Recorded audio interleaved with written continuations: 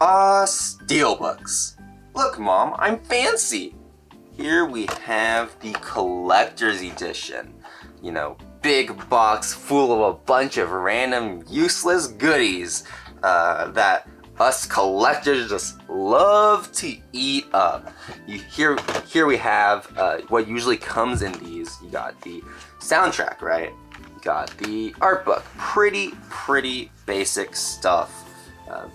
Very cool additions. I don't think these are like stuff that you will normally always see, and normally nobody really is terribly unhappy about. I think everyone's always happy whenever they get these stuff right here. I mean, this is what we pay the extra money for in these collector's editions. Just like that extra look that other people wouldn't normally have, you know. But then you have the Steelbook, which is arguably even more of a staple than these in the collector's edition, right here.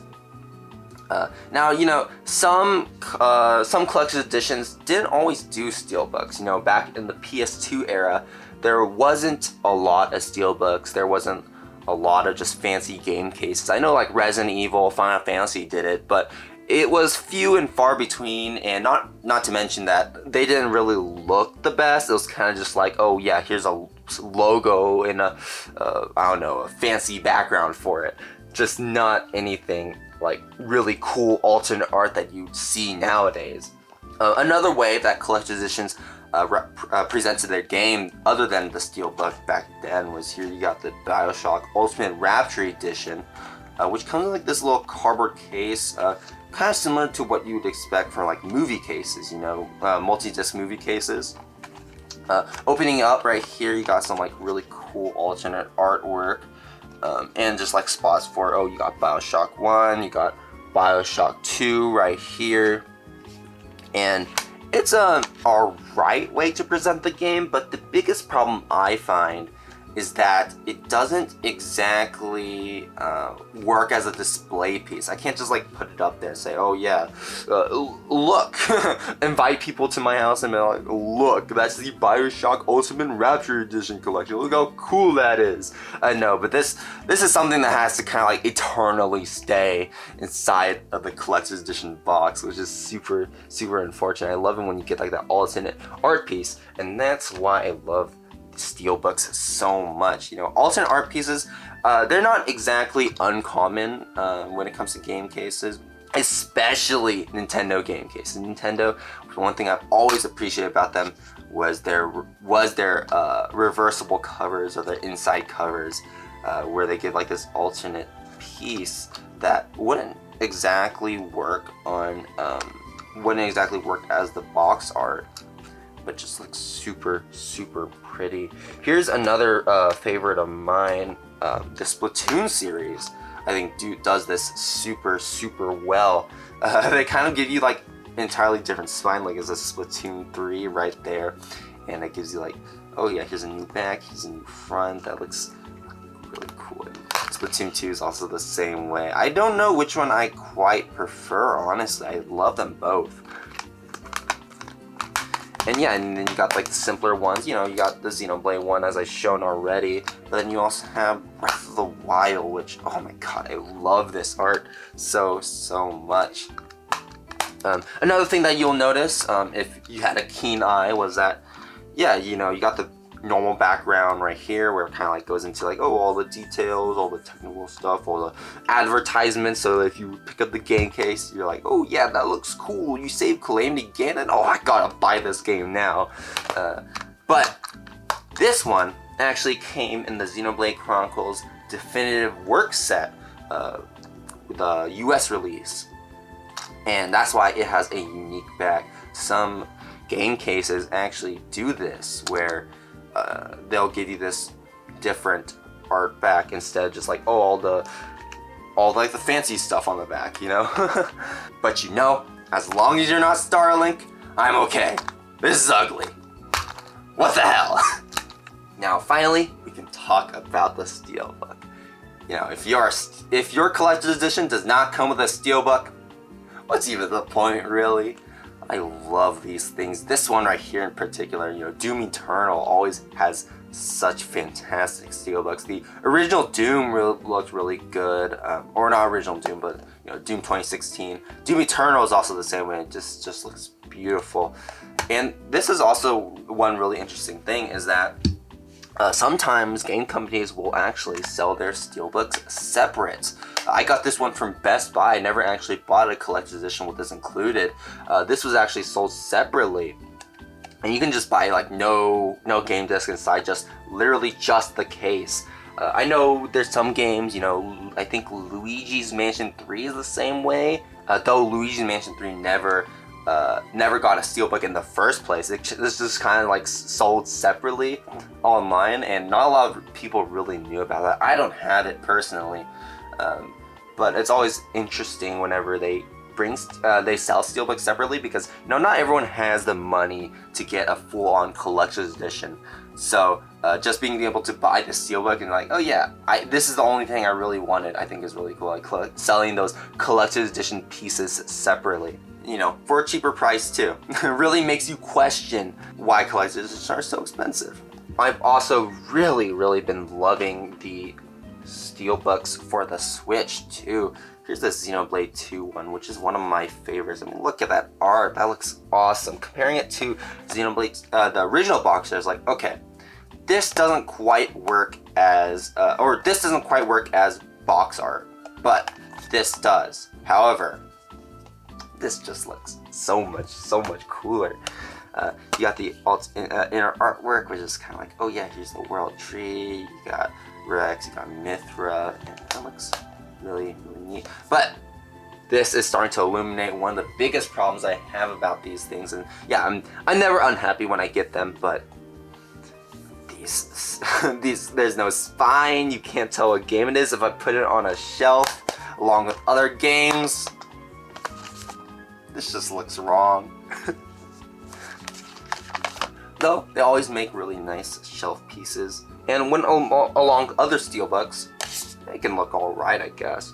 I don't know why you'd want to keep them on the shelf like this when they had no spine, but you do you. Then we have another problem that I have with steelbooks, is that when they never include the original game case. I just showed off Xenoblade 2 with his box, with his original box and his steelbook. It didn't come with the original box. I had to buy that separately.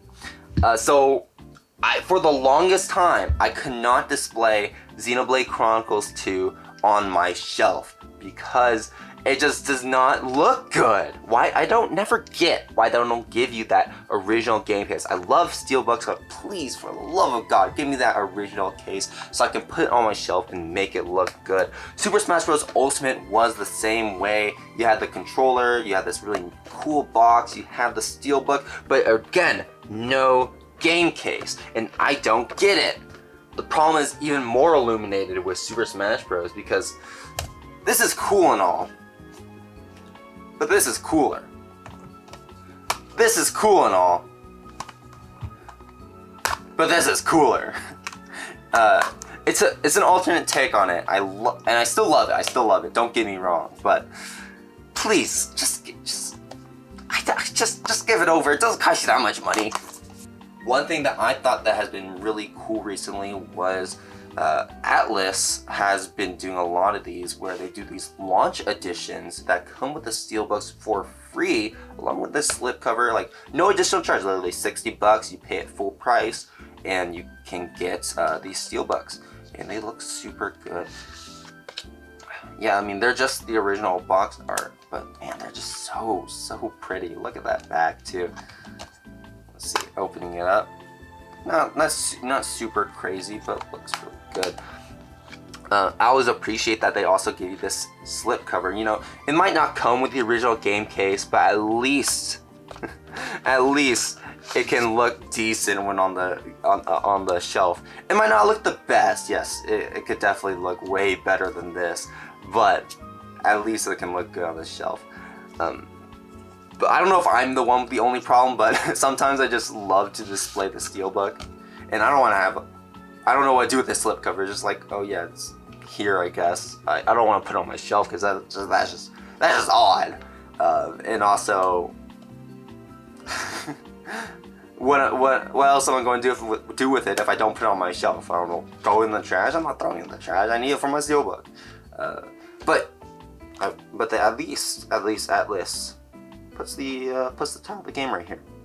A nice touch. Shin Megami Tensei 5 is the same way. This is actually one of my favorite steelbooks. I love this box art. It kind of was like this really cool plastic clear slipcover right here, and then you have the steelbook, which just looks so good. I love this game. I know this one was a bit controversial with the crowd, but I personally really loved Shin Megami Tensei 5. It had the difficulty I wanted, had the style I wanted, and I think I'm all good with that. The story was a bit lackluster, but in the end, I think the gameplay really made up for it. Now, I said before, but I love it when collector's editions or steelbook editions come with the original game case. And Chaos Head and Chaos Child did just that. This was the same kind of idea that Robotics Notes also has. Spike Chunsoft does these a lot, where they come with, you got the original game case, you got the steelbook, and you got this massive slipcover that covers both of them. I like it, but I hate it at the same time, because yet again, if I'm putting this with the rest of my games, this just looks wrong. But in the end, I do really appreciate that they give you both options. They give you the plastic case, then they give you the steelbook, and I can't be too mad at that, because not a lot of people do that in the first place. Also, just all this talk about game cases and like, oh yeah, the companies are all stingy about giving you their plastic game cases. Then that reminds me of the Xenoblade 3 situation, where I wouldn't have gotten this if it wasn't for the delay in the collector's edition. Because if you don't know, what happened with Xenoblade 3 was that it was originally slated for a September release. And because of that, the collector's edition was not ready until September. So instead, we got this one here in July when they decided to release it early. They kind of like swapped it with Splatoon 3. Splatoon 3 was supposed to release in the summer, then it got delayed to fall. This one was supposed to release in the fall, but ended up releasing in the summer. I love when game companies do that, by the way. They're like, oh yeah, we know we're done. We're just going to ship it out anyways. And yeah, I wouldn't have gotten this if it wasn't for that fact. And I appreciate that, but at the same time, that kind of illuminates the problem here. But speaking of Xenoblade 3, this is one of my favorite steelbooks of all time. Just look how good that looks.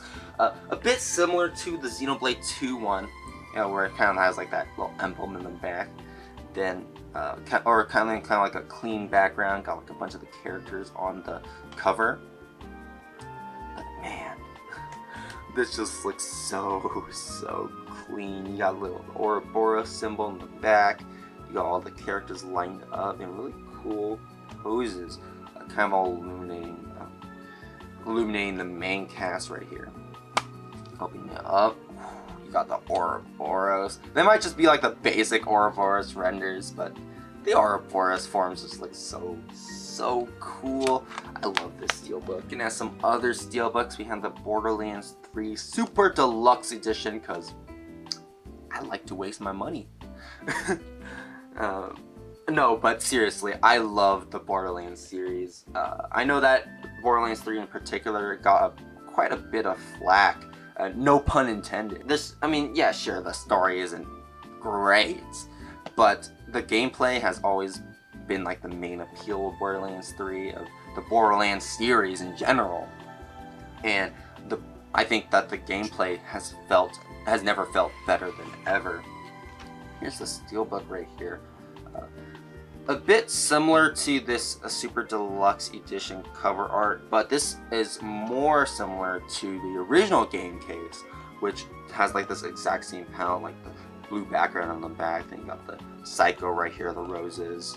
On the back you have a little bit extended. And opening it up, you got like the big vault symbol. And again, they give you the spine on the name of the game on the spine. Always appreciate it. But yeah, that's really all I have to talk about when it comes to these things. I really love Steelbooks if I hadn't said it enough already, but I wish it never felt so random whenever you got them, what it came with. I wish it was always consistent, game case, Steelbook. That's all I need, that's all I want, that's all I ask for. And I don't know why they can't give that to me. And on top of that, why the hell does Europe get the best Steelbook?